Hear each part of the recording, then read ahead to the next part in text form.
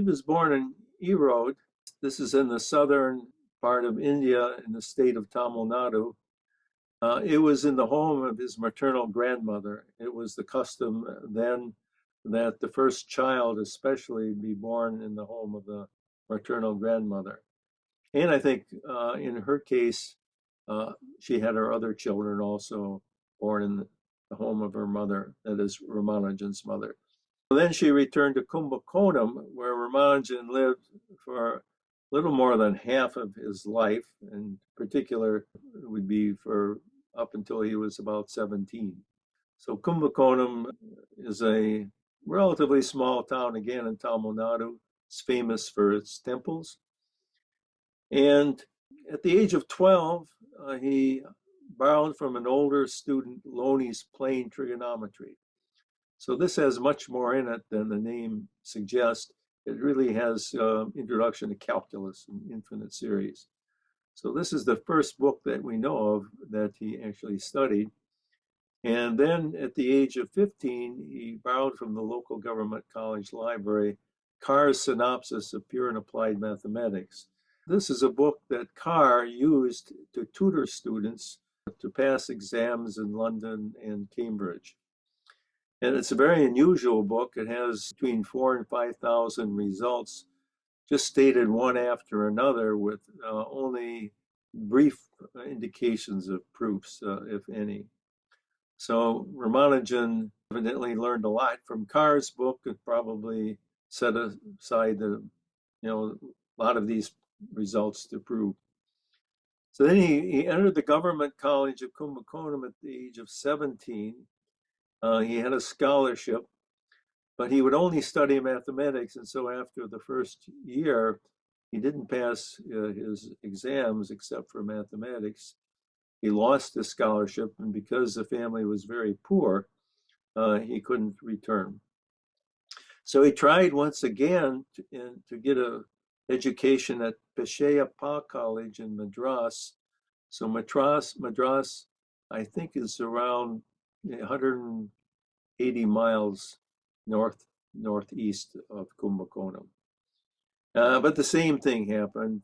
He couldn't pass the exams except for mathematics at the end of the year.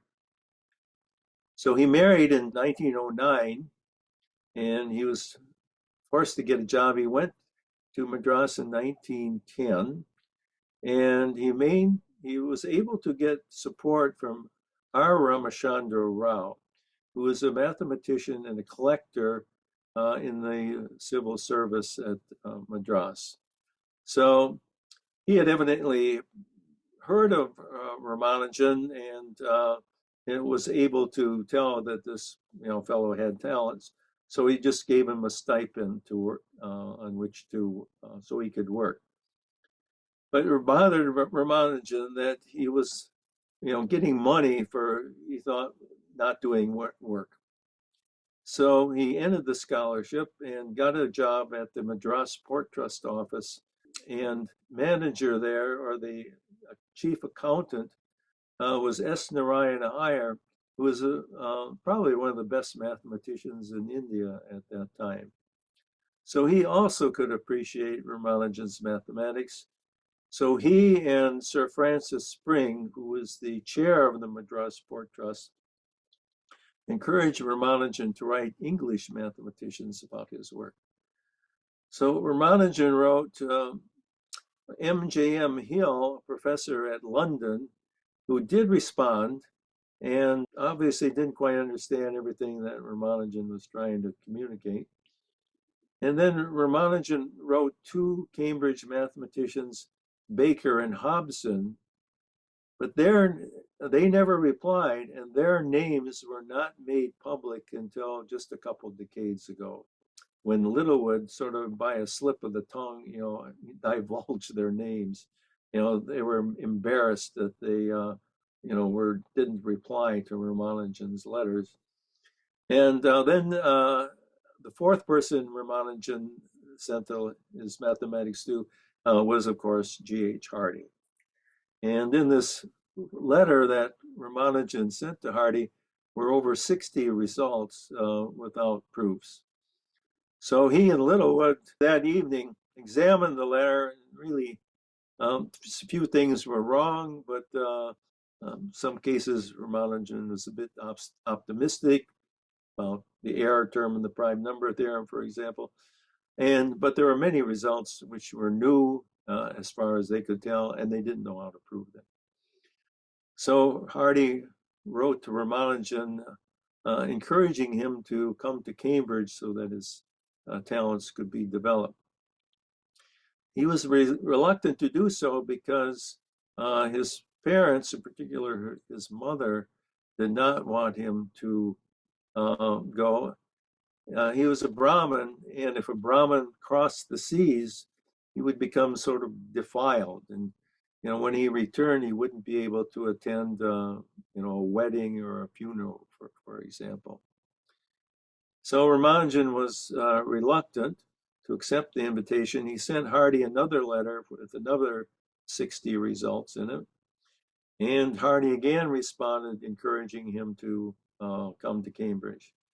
So his mother relented, and also Ramanujan and S. Narayan Iyer, again, he was the chief accountant at the Madras Port Trust, they took a pilgrimage to the temple at Namakal, and there the family goddess Namagiri gave permission to Ramanujan to go to England. So in March of 1914, Ramanujan went to England, stayed there 5 years, essentially corresponding to the 5 years of World War I.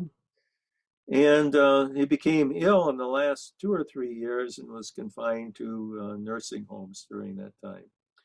However, he published some great papers, some of them with Hardy, and became well known, was elected to the Royal Academy in 1918, the Royal Society, I should say.